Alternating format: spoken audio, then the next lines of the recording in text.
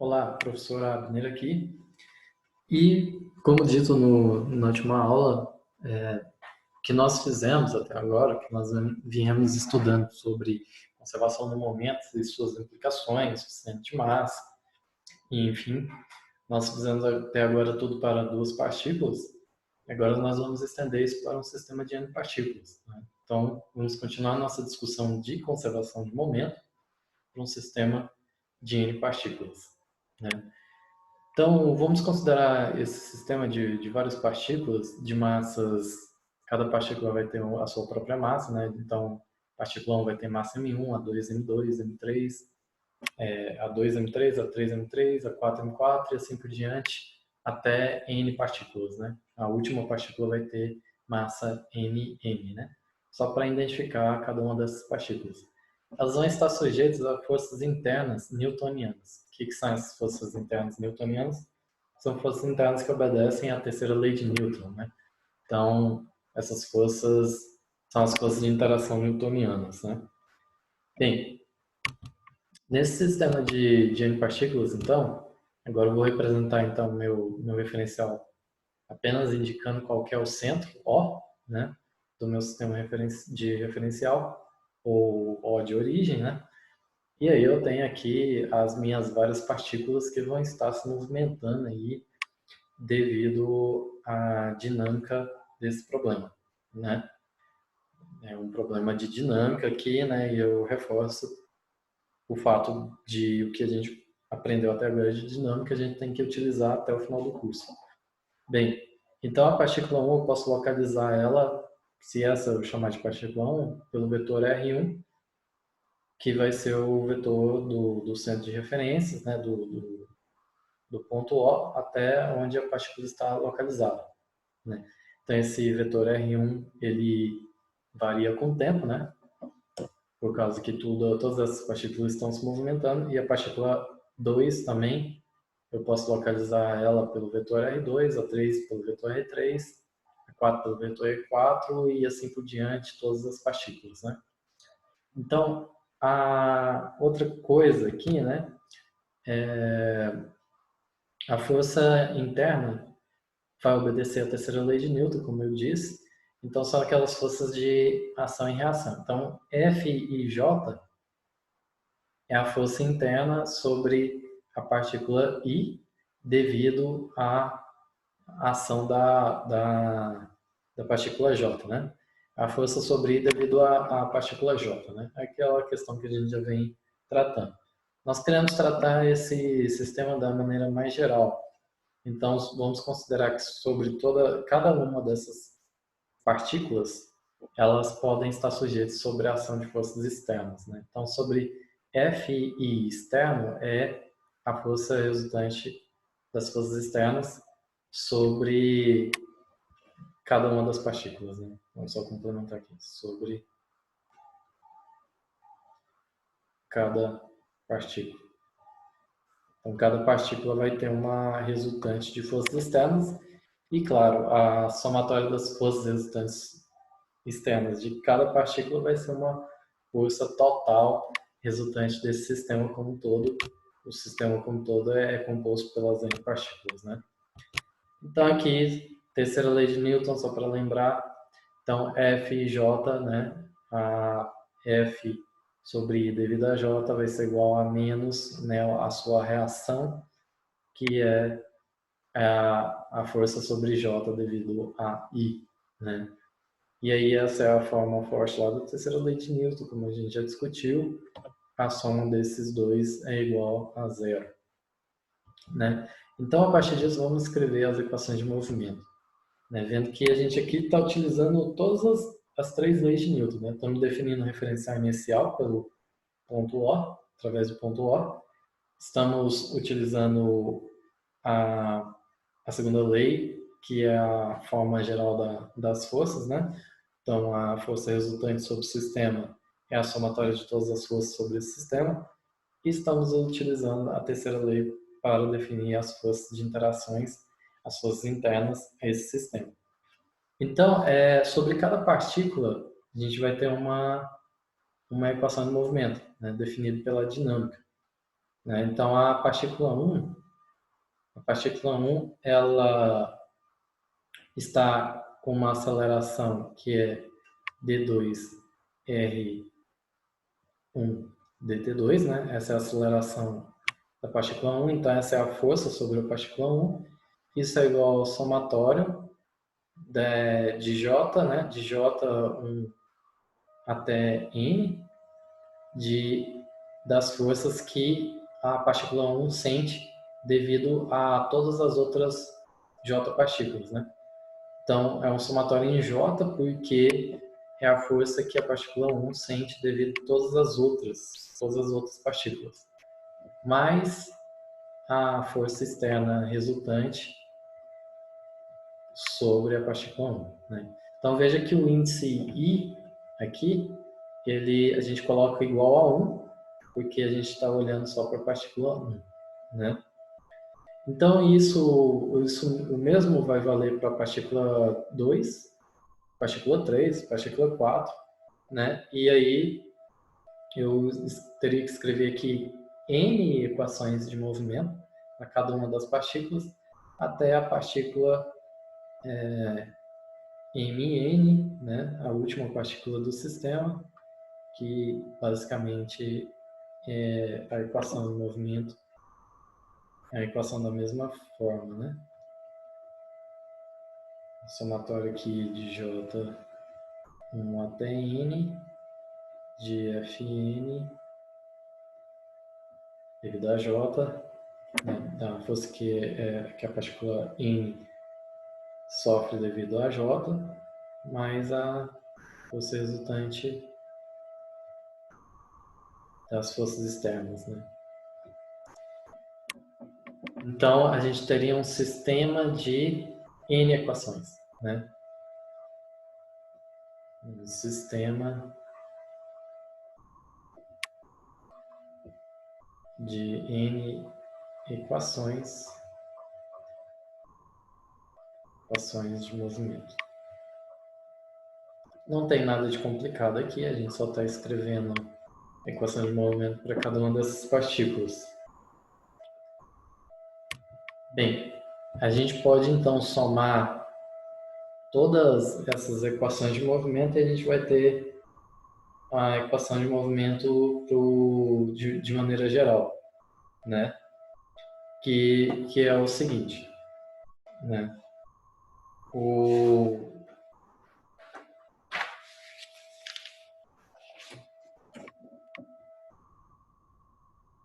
Se eu somar todas as equações de movimento, eu tenho então o movimento total desse sistema.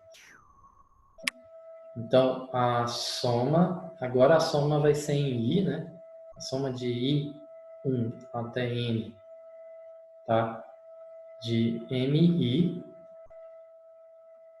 D2, RI, DT2, isso é igual a somatória em I, de 1 até N, e agora eu tenho a outra somatória, né? Eu tenho uma somatória em I, né? O que acontece só que eu vou acrescentar a somatória em I aqui, né? Nessa equação agora. E aí eu vou continuar com a somatória em J aqui, né? De 1 até N. E aí tem uma questão aqui que é o seguinte, né? Eu vou ter a somatória, essa somatória tem que ser para I diferente de J, né? Porque aqui não tem uma força sobre 1 devido à própria 1, né? Devido à própria partícula 1. Então, esse 1 é sempre diferente de J. Então, é 1, 2, 1, 3, 1, 4, né? Não tem I igual a J. Então, essa somatória aqui é para I diferente de J, né? Para I diferente de J, de F e J, mais uma somatória em I, de 1 até N, de F e externo, né? Bem, E aí a gente pode utilizar agora o fato da gente conhecer da terceira lei de Newton, né? Utilizar a terceira lei de Newton nessa expressão aqui. Que é o seguinte, a gente vai analisar esse termo aqui através da terceira lei de Newton. Então vamos lá. A gente viu lá no sistema de duas partículas, né? Algo interessante e que a gente pode expandir para cá. Então, o somatório de I1 até N e de J1 até N para I diferente de J, né? De F e J, isso é igual ao quê? A F12 mais F13, né? E assim por diante, até que a gente vai chegar no F1N, né? Até que a gente vai chegar no F1N. E aí, quando a gente chegar no F1N, a gente vai mudar do índice I1, do índice I igual a 1, para o índice I igual a 2. Né? Daí, quando a gente finalmente mudar para o índice I igual a 2, nós vamos ter mais F21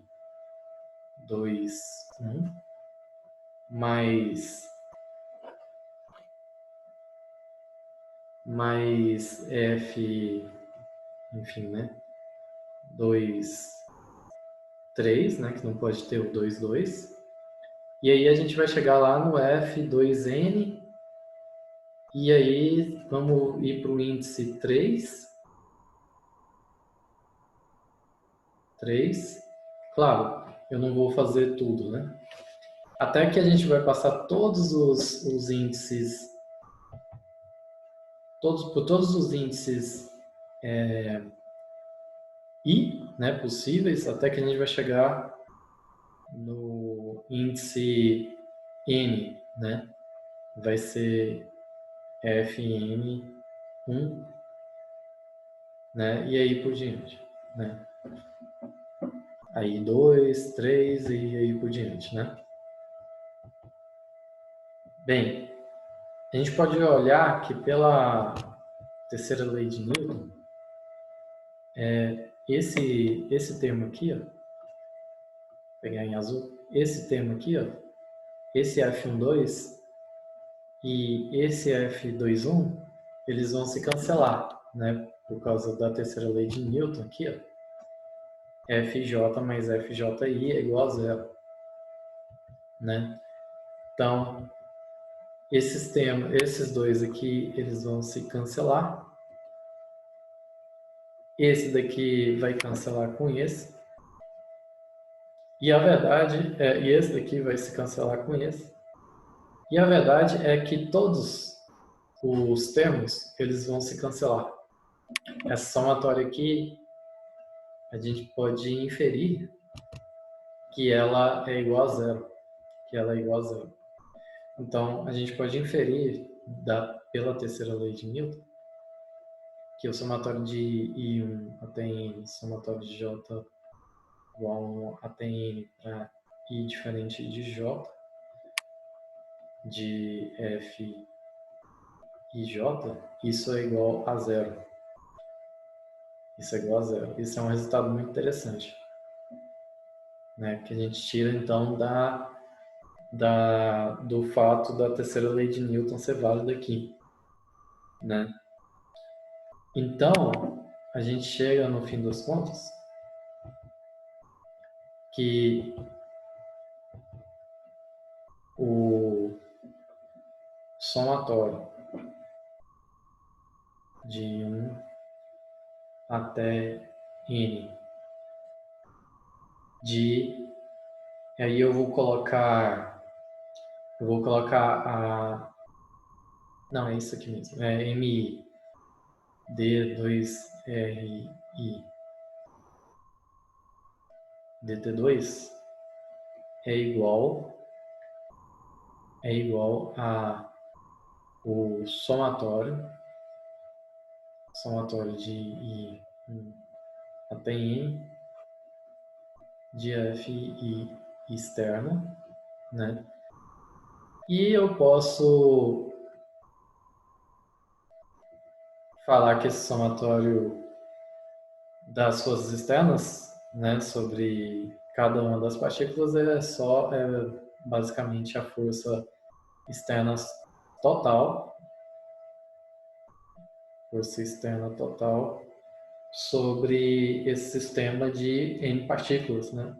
Sobre esse sistema de N partículas. Então, como outra coisa interessante, né?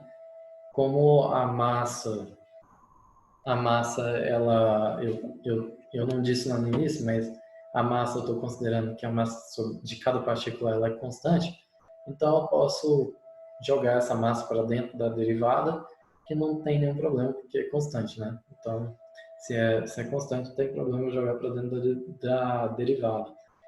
E aí eu posso escrever, então, que dt2, né, do somatório, então, de um ATN de MI RI, isso é igual a força externa sobre esse sistema de N partículas. Outra coisa é, eu vou chamar aqui a massa total desse sistema. A massa total desse sistema é a soma das massas de todas essas partículas, né? Então é isso daqui, né? Isso é a massa total do sistema. Essa é a equação, posso resumir a minha equação do movimento do sistema como um todo, né, através desta equação aqui. Tá, mas nós mostramos lá no sistema de duas partículas que a gente pode escrever isso também,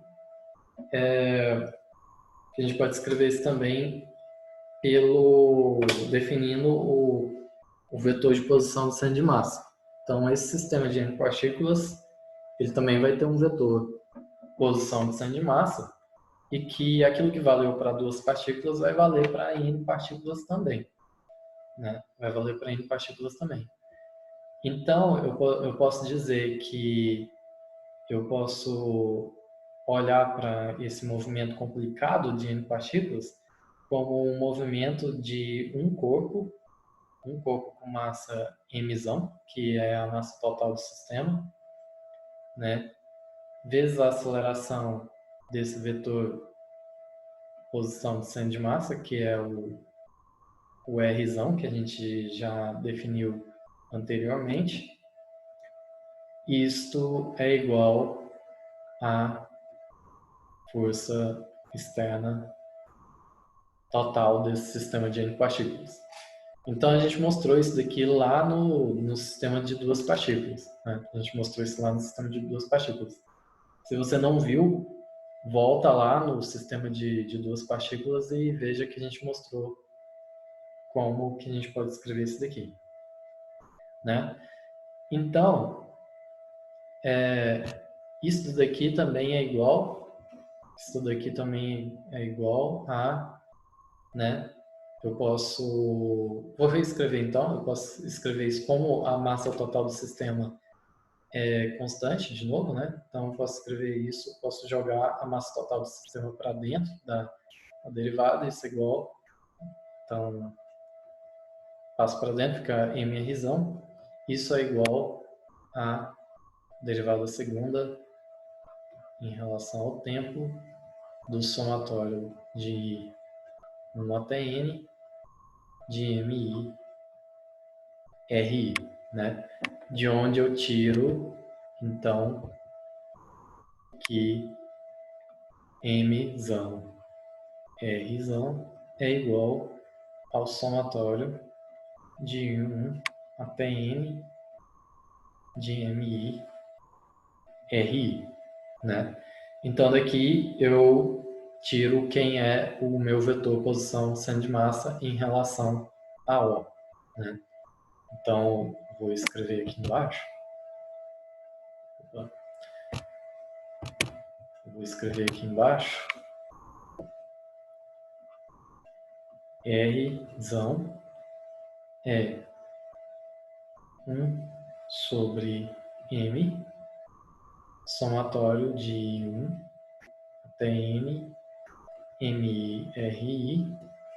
Isso é igual, se eu for querer escrever de forma explícita, né, é M1, R1, mais M2, R2, mais, né, vai aí até M da enésima partícula, R da enésima partícula, dividido pela massa total, que é M1 mais M2, mais, né, até a massa da enésima partícula. E isso daqui é o vetor posição de centro de massa em relação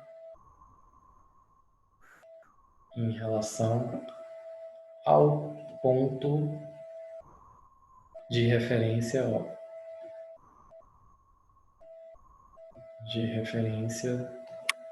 O, né?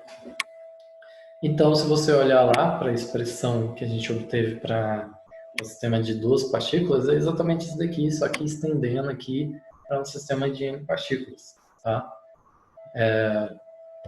As contas são um pouquinho mais, tem um pouquinho mais de conta, mas a ideia é a mesma.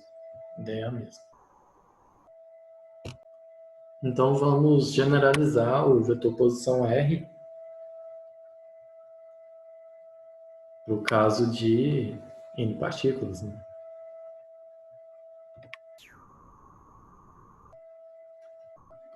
Então, generalizando, R é o vetor posição de centro de massa em relação a O,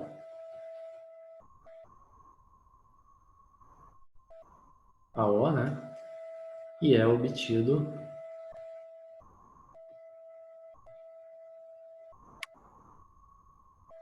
pela média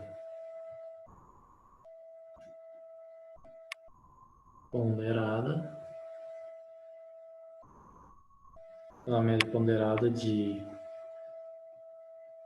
R1, R2, R3, R4 até Rn, né? Com os pesos de cada um dessas partículas, né? Não é peso aqui de força, peso, né? Lembrando, é peso da média, né? Pesos dados pelas massas das partículas. Peso dado pelas massas das partículas, né? Bem, o que mais que a gente pode fazer? Analisar, então, os vetores, posição,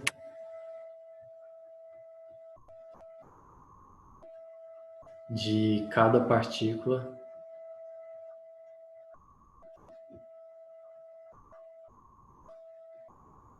em relação ao centro de massa, né? Que a gente fez também no vídeo anterior, só que agora para o sistema de n partículas.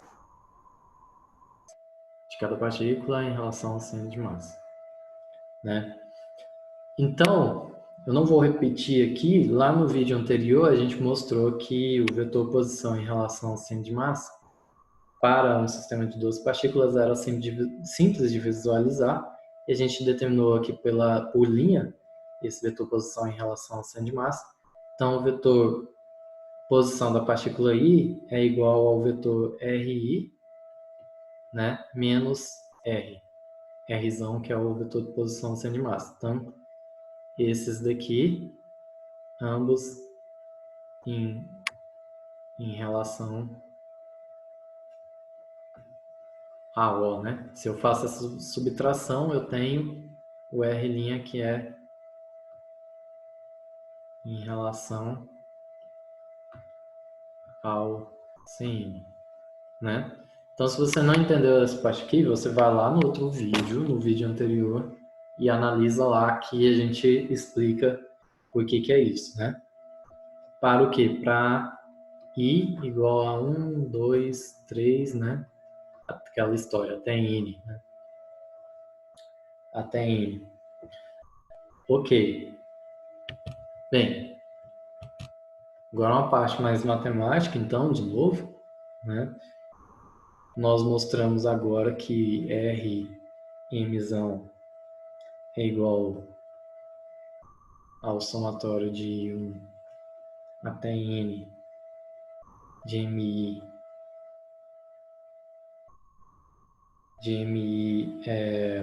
no caso aqui, RI, né? MI, RI. E aí a gente pode substituir, então... Não, substituir não. A gente pode fazer, então, o seguinte. Vamos voltar a massa total do sistema para o somatório em MI, usar de um artifício matemático aqui. Então, vamos voltar aqui o somatório de 1 tem N de MI, né? E aí, o Rzão não tem índice I, então ele é constante em relação ao índice I. Então, eu vou colocar o Rzão aqui para dentro da somatória, e isso é igual a somatória em I, 1 até N, MI, RI, ok? Então, fazendo isso, eu posso passar essa somatória aqui para o lado de cada equação, né? E aí eu obtenho o seguinte, eu obtenho que o somatório, na verdade eu vou passar essa para o lado de cá dessa equação. Eu tenho que o somatório de 1 até N, eu vou escrever por extenso, MI menos somatório de 1 até N, MI, R, isso é igual a zero, tá? É isso. Então, o que eu quero é colocar o somatório de MI em evidência, porque é comum em ambos os termos. E aí eu tenho o somatório de 1 até N de MI, que multiplica RI menos R, e isso é igual a zero. Bem, isso daqui é interessante, né? Porque, ó, quem que é RI menos R? R e linha, né? Então, é imediato aqui que o somatório de I1 até N, MI, R'I é igual a zero, né? Isso daqui, se você for lá em duas partículas, você vai ver que a gente também tirou essa mesma relação lá, tá? Bem, então essa é uma equação importante, essa equação é em relação ao centro de massa, né? E então, em relação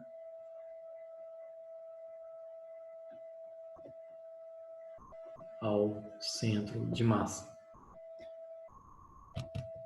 Bem, se eu derivar em relação a t, eu vou obter o que? Os momentos, né? Eu vou obter os momentos. Então, eu posso derivar essa equação aqui em relação ao tempo, que é o mesmo que eu derivar essa equação aqui em relação ao tempo. Então, vamos derivar essa equação aqui em relação ao tempo. E vamos ver o que a gente vê de interessante. Então, eu vou obter lá o somatório de 1 até n de mi, e aí aqui dri dt menos drzão dt. E isso é igual a zero, né? Ou seja, eu estou obtendo o quê? Que o somatório em i de 1 até n de mi vi, né? Isso tudo aqui, esse termo está em relação ao ponto O, e esse termo também está em relação ao ponto O, né? Isso é igual a mzão dr dt, né? Então, a gente está basicamente voltando no início, né? Ou seja, o somatório dos momentos de cada partícula em relação a O é igual ao momento total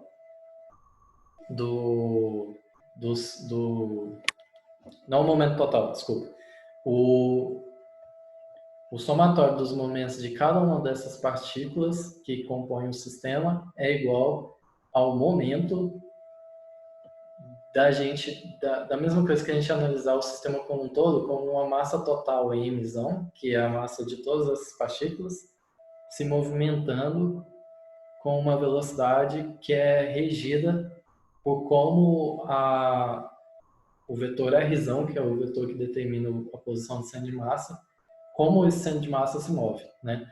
Então, é a mesma coisa que a gente analisar o momento de um corpo com massa total emissão se movimentando pelo centro de massa, né? Então, como o centro de massa se move nesse sistema de N partículas, né? Então, basicamente é isso.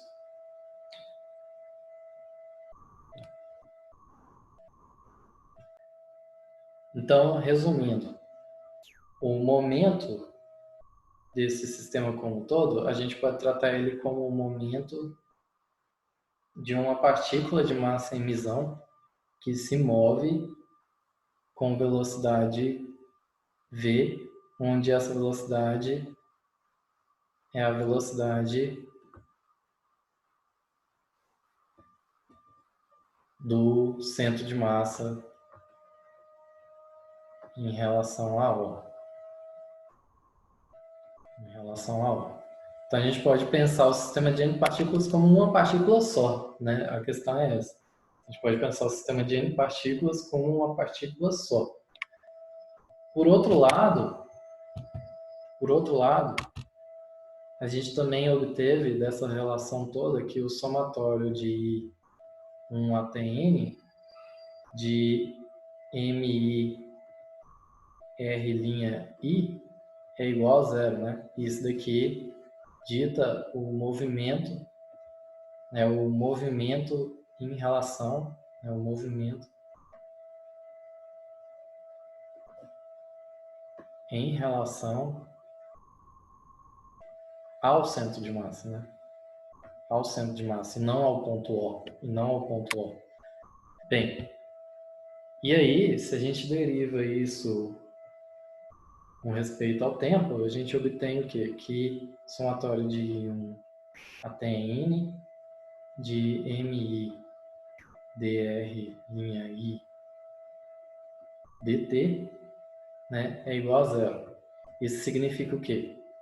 Que o somatório dos momentos das partículas em relação ao centro de massa, é igual a zero. Ou seja, em relação ao centro de massa, que a gente já viu isso lá para o sistema de duas partículas, em relação ao centro de massa, o momento total do sistema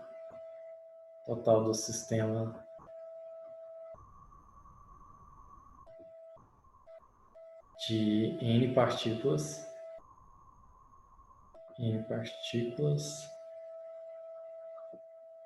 se conserva, né? E isso é um resultado muito interessante. Então, ó, em relação ao ponto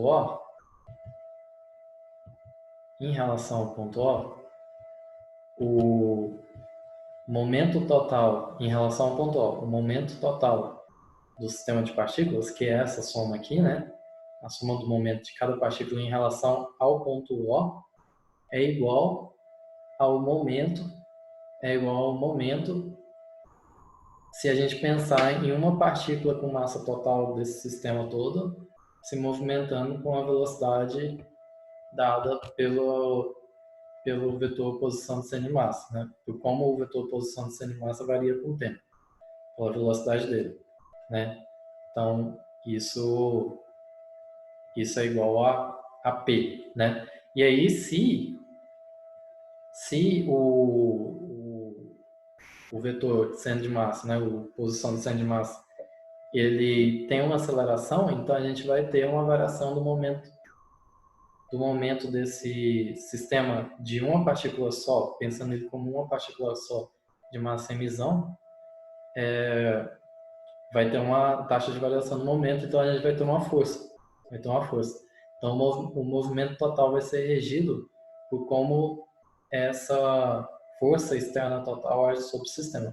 Porém, se a gente faz isso em relação ao centro de massa, se a gente escreve o movimento em relação ao centro de massa, aí há a conservação do momento total desse sistema de N partículas. Há a conservação do momento total desse sistema de partículas. Então, eu volto a frisar que a grande questão aqui é o que ocorre em relação ao centro O, em relação àquele ponto O, né? Deixa eu ver se eu acho ele aqui. É o que ocorre em relação ao ponto O, no nosso movimento desse sistema de N partículas, né? E o que ocorre em relação ao centro de massa, né? O que ocorre em relação a O, que é isso daqui basicamente, e aí a gente pode ou não ter conservação do momento, depende da força externa, se a força externa sobre o sistema é nulo. Porém, o que a gente obtém é que em relação ao centro de massa, a soma dos momentos dessas partículas em relação ao centro de massa é zero. Então, a conservação do momento, né? Espero que vocês compreendam a aula. É uma aula um pouco mais difícil, exige um pouco mais de entendimento aí de conceitos, né? E tem uma matemática um pouco mais desenvolvida, mas espero que vocês compreendam. E eu vou parar por aqui, porque já foi bastante coisa, né? Então, se ficarem com dúvidas, deixem aí nos comentários, sugestões, se vocês gostaram do vídeo, se conseguiram entender a parte do vídeo. É isso, um abraço e até mais.